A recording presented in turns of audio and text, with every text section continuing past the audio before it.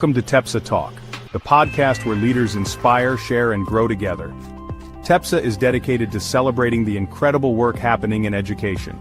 Each episode, we dive into meaningful conversations with leaders, changemakers, and innovators who are shaping the future of our schools. Whether you're looking for fresh ideas, encouragement, or a little spark to fuel your passion, TEPSA Talk is here for you. Imagine tuning in to hear how leaders are revolutionizing their schools, tackling challenges head-on, and fostering a culture of collaboration. Grab a coffee, hit play, and let's grow together. Welcome to TEPSA Talk.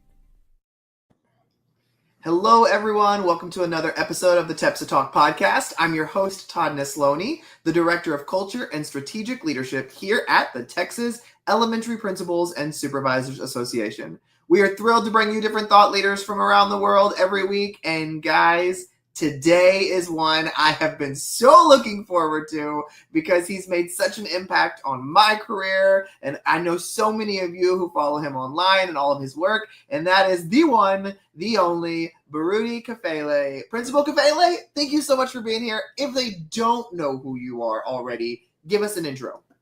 Yeah, well, first, let me say thank you for the opportunity to come on and chop it up with you for a few minutes. I'm just a long time educator. I'm a kid from East Orange, New Jersey, and I'm a long time educator, teacher, principal, author, speaker, consultant, and this is how I've been living my life since 1988. Oh, man. Well, I am so excited to have this conversation today with you. And, when we thought about what topic we would cover, I really wanted to focus on the assistant principal today. I know sometimes we can focus so much on just the head of the campus or the district, and that assistant principal role is forgotten. And you have played such a role in the lives of so many assistant principals with your weekly video series that you do for free for people, all the resources you provide online. So let's back up a little bit and start with, when did that assistant principal role become something that you were like, I want to invest more here in the people that are doing this work? Yeah. It started really with when I was an assistant principal for a year. Back in 1998, it was the worst experience of my totality in education. Yeah. I had just come off of being the school teacher of the year, district, county teacher of the year, and New Jersey state finalist. So I'm thinking I'm going to take all of that talent and energy and success and bring it into the administration, and found out that that wasn't my reality. So it was always in my head. And I was very conscious of that in being a principal of assistant principals. But then somewhere around, in terms of what I do as a consultant, somewhere around 2015, 16-ish, I said, I need to start talking about the assistant principalship. So I wrote a blog post in 2018 called "The Assistant Principalship, the Most Misunderstood and Underutilized Position in All of Education." Of the zillions of quote unquote zillions of blog posts I've written, that's the one that went viral in terms of my own blog page. I'm like, wow, look at this. Every time I hit, every time I refreshed, it's like hundreds more, right? So I'm like, wow, what's going on here? So I called my publisher, ASCD, and I said, I need to turn this into a book, right? Because it's resonating with people. So went on and wrote the Assistant Principal 50. And so since then, the core of my work has been the assistant principalship coupled with instructional leadership. And I find that when you have an assistant principal who supervises X number of teachers, but for whatever the reason, I don't have time to be that supervisor, meaning that coach, that instructional leader, then there are young Principal Kafeles sitting in probably every classroom that's not an honors class, AP class, gifted and talent class, meaning that this guy on the screen spent 5 years in high school. Mm-hmm. So they're failing everything. So there's a young Principal Kafele who has the capacity to become who I am as adult Principal Kafele, but do I have a teacher that's being coached up just like the star athlete who doesn't come out the womb with all them gifts? There's some coaching that happens as well, but we can have a teacher in the classroom who's going uncoached for an entire year or years outside of evaluation season. So I wanted to make sure that if that AP is in fact a supervisor of teachers, that person has ongoing opportunity to coach, and I might say equitably, because everybody doesn't need the same thing, but the one that needs it, that teacher has the opportunity to receive it. Right.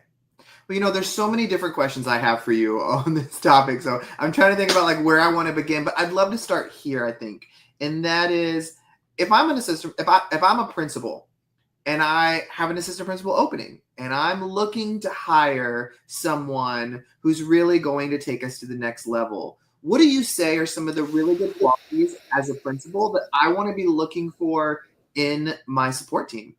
Yeah, I'm looking for someone who's thinking instructionally. I'm looking for someone who's thinking achievement.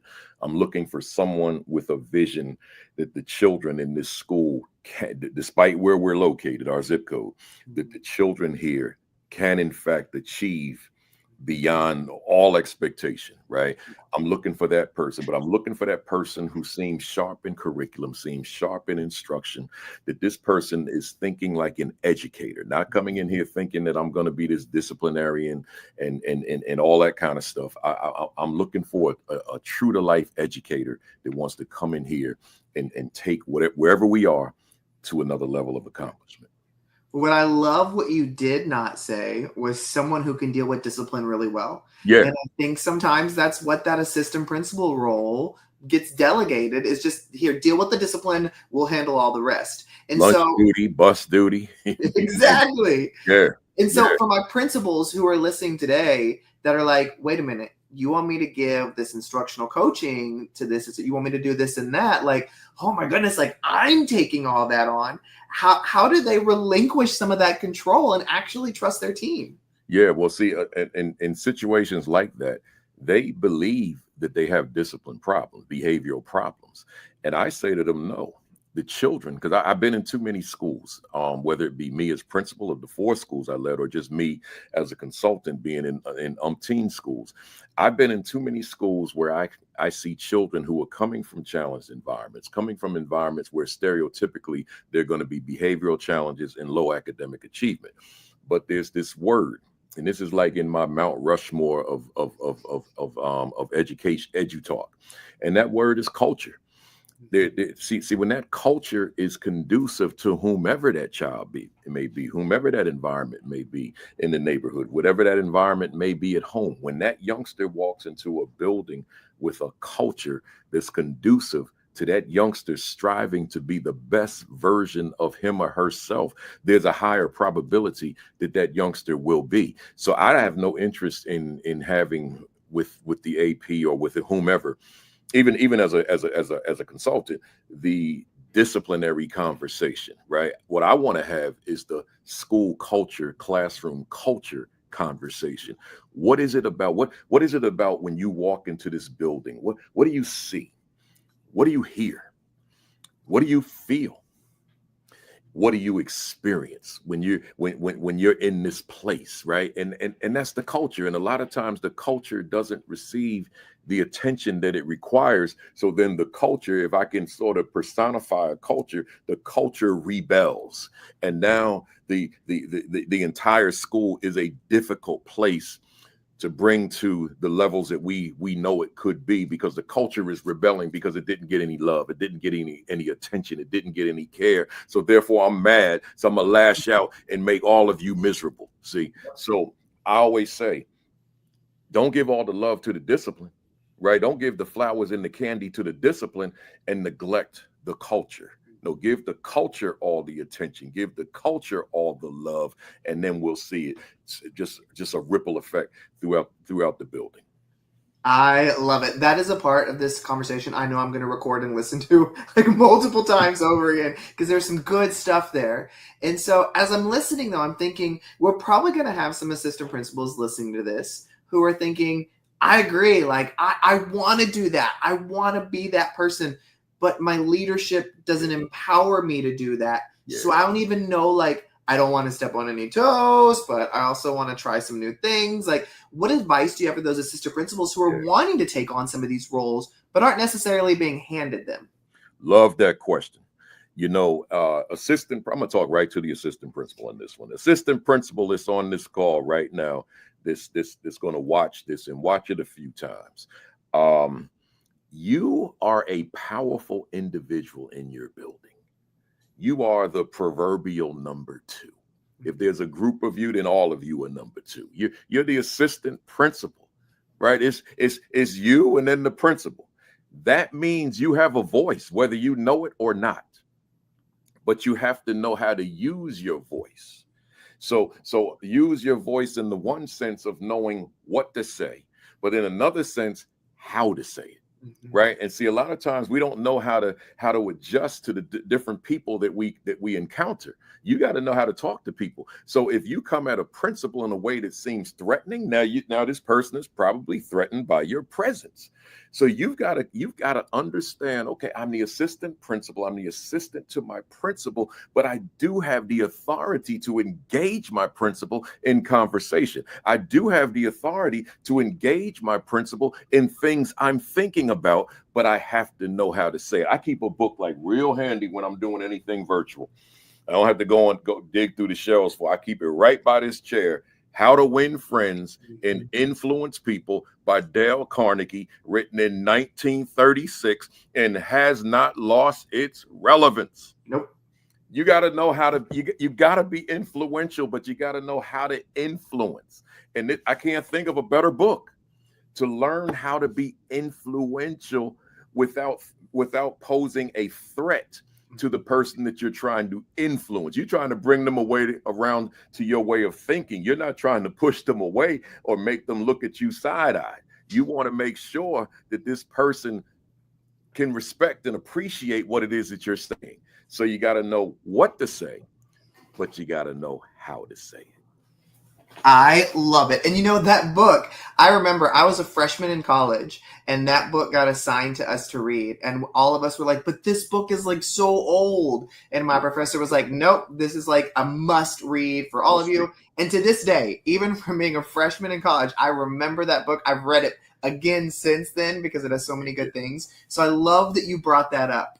And so, you spend so much time pouring into assistant principals. You spend so much time pouring into all kinds of leaders all the time. And you've also just released a brand new book. Right. So give us a little bit about that book because I am so excited about this one. Yeah, this is my baby. I've written 10 for ASCD, 14 overall. And by far, this is the most important book I've ever written. I write quick, easy to read books. I don't claim to be a scholar and a researcher. I'm a practitioner who has the audacity to put his thoughts on paper. Yep. Right? That's been me since my first book in 1991. And here's the thing, instructional leadership. I keep making reference to young Principal Kafele. Young Principal Kafeles are sitting in classrooms all over America. Young meaning children who have the capacity to achieve whatever, but unaware that I have it, right? So if I don't have that relationship, that collegial relationship with my teachers, helping my teachers to navigate all the challenges of a classroom. If I got 25 youngsters in the classroom, the 25 different personalities, the 25 different experiential backgrounds, the 25 different ways that the youngster learns, the 25 different ways that their brains process and make sense out of information. The 25 different ways they're motivated and inspired and captivated and encouraged, all of that, if I'm not spending that time with that teacher to help that teacher to navigate that. So when I wrote this, and it's sitting behind me, but here it is. What is my value? This is the quintessential question in my strongest belief as it relates to instructional leadership. What is my value instructionally to the teachers I supervise? Now, let me tell you what the question is not saying. It's not saying, what is my value to the teachers I supervise? I don't have an interest in that question. My question is, what is my value instructionally? And we put that in capital letters, bold font, right? What is my value instructionally to the teachers I supervise? So therefore, another prop I keep nearby, you got to go to that mirror. Right? You got to go to that mirror and you got to ask yourself, this is a question that will make an individual say, ouch, particularly if one knows the significance of instructional leadership, but knows they're not that person. So this question forces you to go deep right here. Like, what is my value? Let's see, you think about XYZ teacher who may be struggling. What is my value instructionally to that teacher? And the conclusion could be very little, if any.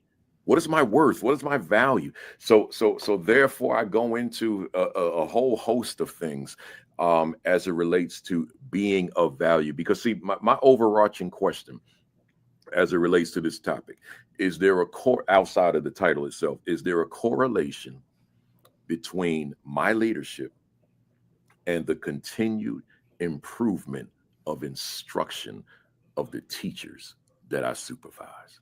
Right. That's the question. Is there a correlation, or are the teachers growing outside of you? See, I want to, because you think about the various sources of professional learning, conferences, institutes, academies, podcasts, live streams, books, journals, membership in associations, and we can go on and on. There's a zillion of them.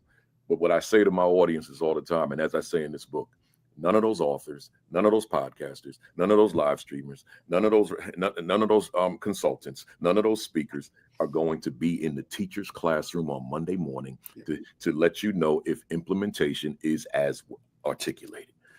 Who's going to be in that classroom? Who can be in that classroom is the principal, the assistant principal, the instructional coach, and maybe a teacher leader, depending on their capacity. Outside of that, all them other folks, they're good to listen to, but they're not showing up on Monday morning. So therefore, it's important.